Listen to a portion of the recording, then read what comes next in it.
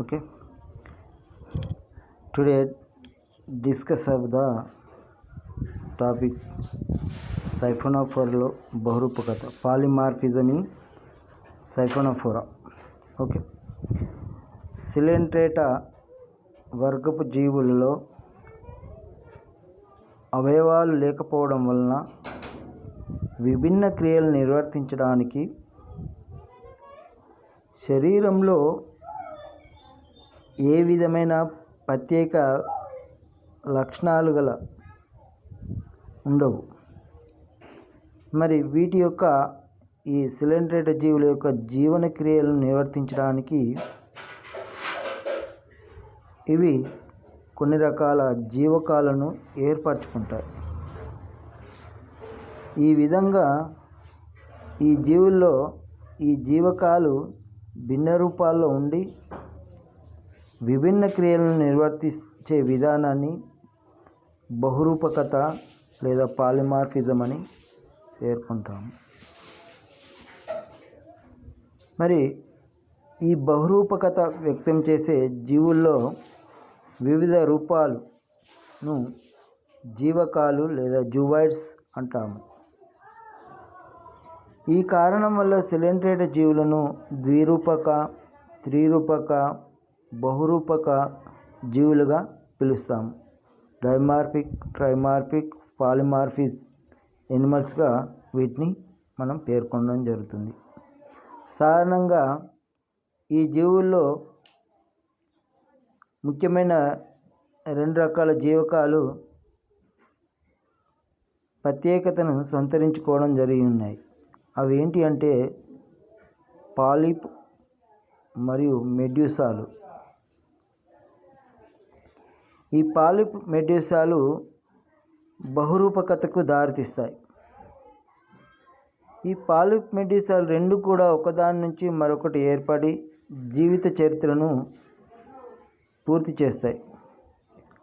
అలైంగికంగా polyp నుంచి medusa రూపం ఏర్పడుతుంది. అదే బహురూపకత ప్రాముఖ్యతగా పేర్కొంటాము. మరి సిలెంట్రేటా వర్గంలోని హైడ్రోజోవా విభాగానికి చెందిన సైఫోనోఫోరా క్రమానికి చెందిన జీవుల్లో ఈ బహురూపకత అనేది స్పష్టంగా వ్యక్తం చేస్తాయి. మరి ఈ సైఫోనోఫోరా క్రమానికి చెందిన జీవులు పైసీలియా, ఆలిస్టెమ్మా, పార్పిటా లాంటి జీవుల్లో ఈ బహురూపకతను మనం స్పష్టంగా చూడవచ్చు. మరి ఈ పాలిప్, మెడ్యూసాల్లో మార్పు చెందడం వల్ల ఈ జీవకాలు లేదా జూవాయిడ్స్ అనేవి మనం ఏర్పడినాయి మనం చూడవచ్చు. మరి అవి ఏ విధంగా మార్పు చెందినాయి అనేది చూసినట్లయితే మొదట పాలిప్ అనేది రూపాంతరం చెందుతుంది. ఆ రూపాంతరం ఫలితంగా మూడు రకాల జీవకాలు ఏర్పడ్డాయి. అవి ఏంటంటే జఠర జీవకాలు లేదా పోషక జీవకాలు అంటారు. రెండవది అంగుళి జీవకాలు లేదా స్థూల జీవకాలని, మూడవది ఉత్పాదక జీవకాలని. ఇలా మూడు రకాలుగా జీవకాలు పాలిప్ రూపాంతరం చెందడం ద్వారా ఏర్పడతాయి. జఠర జీవకాలు తీసుకున్నట్లయితే పాలిప్ రూపాంతరం చెందడం ద్వారా ఇది ఏర్పడుతుంది. ఇది నాళాకారంలోను లేదా గరాటు ఆకారంలో ఉంటుంది. ఇవి ఆహార సేకరణకు, జీర్ణక్రియకు ఉపయోగపడతాయి. దీనికి నోరు మరియు జఠర కుహరం ఉంటాయి. ఇది పొడవైన ఒక స్పర్శకాన్ని, టెంటికిల్స్ని కలిగి ఉంటుంది. ప్రతి స్పర్శకానికి పార్శ్వ సంకోచక శాఖలు ఉంటాయి. వీటిని టెంటిల్ అంటాము. ప్రతి టెంటిల్ల చివరన బుడిపె ఆకారం నిర్మాణం ఉంటుంది. బుడిపె ఆకారంలో ఉన్న నిర్మాణంలో దంశకణాలు నీడోబ్లాస్ట్ సెల్స్ అనేవి ఉంటాయి. ఈ దంశ కణాలు సహాయంతో నీడోబ్లాస్ట్ అనే కణాలు ఉండడం వలన సిలెంట్రేట జీవులను నిడేరి అనే ఇంకొక వర్గంగా పిలవడం జరుగుతుంది. ఇలా జఠర జీవకాలు ముఖ్యంగా ఆహార సేకరణకు జీర్ణక్రియకు తోడ్పడి వాటి యొక్క జీవక్రియను నిర్వర్తించడంలో తోడ్పడతాయి. నెక్స్ట్ రెండో రకం జీవకమైన అంగుళి జీవకాలు. వీటిని రుచి చూసే జీవకాలు లేదా స్థూల జీవకాలు అంటాము. ఇవి ముఖ్యంగా రక్షణకు తోడ్పడతాయి, ప్రొటెక్షన్కు తోడ్పడతాయి. ఇవి చూడడానికి జఠర జీవకం లాగానే గ్యాస్ట్రోజువైడ్స్ లాగానే కనబడతాయి, కానీ నోరు ఉండదు. అలాగే దీనిలో అనేక శాఖలు అనేవి ఉండవు. స్పర్శకం మాత్రం టెంటికల్ మాత్రము ఓన్లీ వన్ మాత్రమే ఉంటుంది. దీనికి దంశకణాలు ఉంటాయి. మార్పు చెందిన అంగుళి జీవకాలు ఉత్పాదక జీవకం మీద గోనోపోర్లతో కలిసి ఉంటాయి. వీటిని గోనోపాల్పన్లు అంటారు. ఈ విధంగా గోనోపాల్పన్లు ప్రత్యుత్పత్తిలో తోడ్పడుతూ ఉండే జీవకాలు ఈ విధంగా మార్పు చెందుతాయి. మరి నెక్స్ట్ మూడవ జీవకము ఉత్పాదక జీవకము. ఇది రిప్రొడక్టివ్ జువైడ్స్గా పేర్కొంటాము. ముఖ్యంగా ఇది ప్రత్యుత్పత్తి జీవకాలుగా మనం పిలుస్తాము. ఇది పాలిప్ రూపాంతరం చెందడం ద్వారా ఏర్పడుతుంది.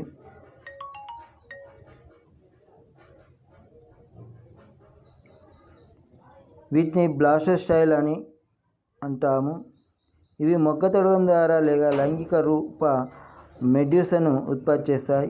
ఎక్కువగా ఉత్పాదక జీవకాలు శాఖాయుతమైన వృత్తాన్ని ఏర్పరుస్తాయి. వీటిని గోనోడెండ్రాన్స్ అంటాము.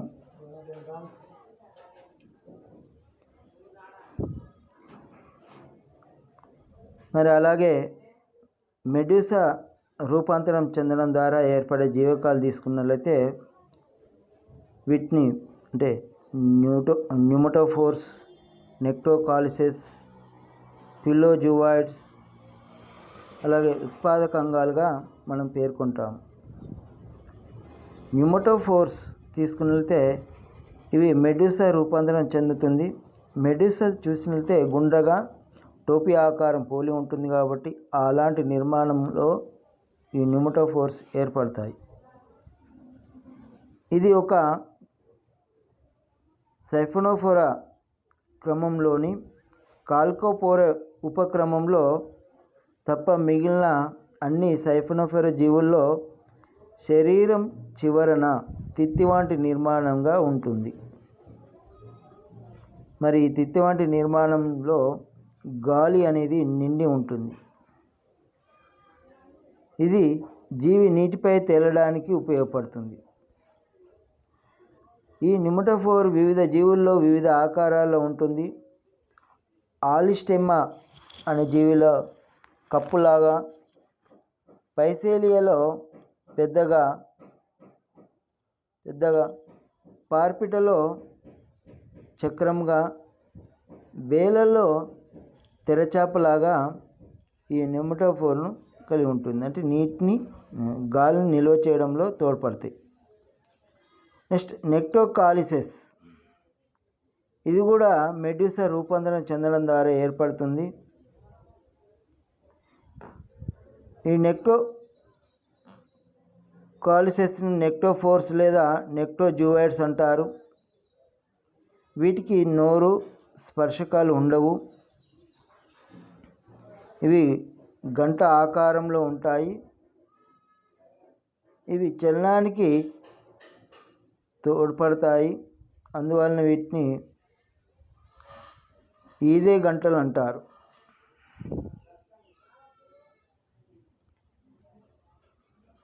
ఓకే.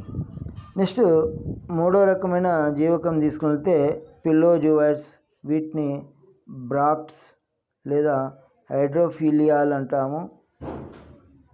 ఇవి మెడ్యూసా రూపాంతరం చెందడం ద్వారా ఏర్పడతాయి. ఇవి ఆకు ఆకారంలో ఉంటాయి. ఇవి సన్నివేశంలోని ఇతర జీవకాలను పై కవచాల వలె రక్షిస్తాయి. ఉత్పాదకంగా తీసుకుంటే ఇవి మెడూసా రూపాంతరం బీజకోశాలుగా కలిగి ఉండి ప్రత్యుత్పత్తికి ఉపయోగపడతాయి. ఇంచుమించు వీటి ఆకారము మెడూసాను పోలి ఉంటుంది.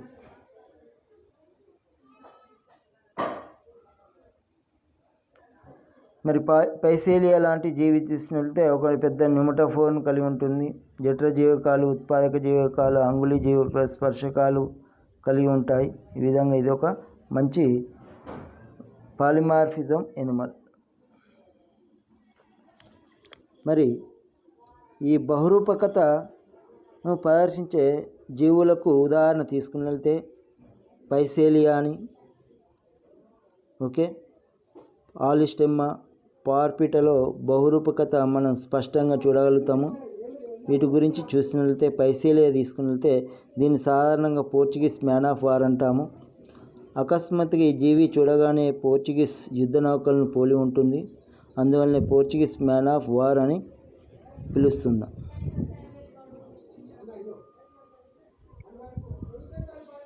ఓకే, ఈ స్వేచ్ఛగా తేలియాడే పెద్ద జలోపరివాస సన్నివేశ జీవి. దీనిలో మెడూసా రూపాంతరమైన అతిపెద్ద న్యూమటోఫోర్ ఉండటం వల్ల ఇది నీటిపై తేలియాడుతూ ఉంటుంది.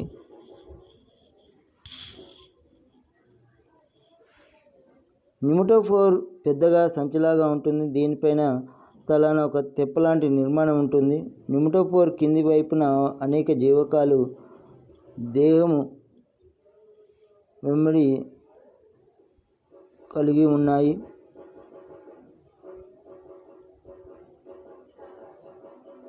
ఇలా పైసేలియాలో న్యూమటోఫోర్ గాలిని స్రవించే గాలి గ్రంథులు ఉంటాయి. దీనిలో గాలి 90% గాలి ఉంటుంది. నైట్రోజను అలాగే ఎక్కువ శాతంలో ఆక్సిజన్ మరియు కార్బన్ డైఆక్సైడ్ పదార్థము గాలులు అనేవి ఉంటాయి.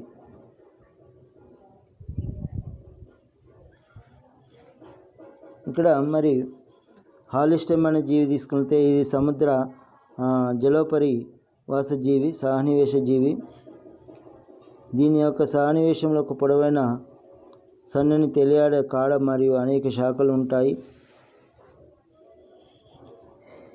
ఈ కాండం చివరి భాగాన గాలితో నిన్న తేలడానికి ఉపయోగపడే అండాకారంలో ఉన్న న్యూమటోఫోర్ ఉంటుంది. పార్పిటా ఇది సహనివేశ జీవి. దీనిలో చక్రిక లాంటి న్యూమటోఫోర్ పెద్దగా చదునుగా వలయాకారం నుండి అనేక కైటిన్ కార్పర గాలి గదులను కలిగి ఉంటాయి. ప్రతి గాలి గది ఒక జనరంధ్రం ద్వారా ప్రవేశిస్తుంది.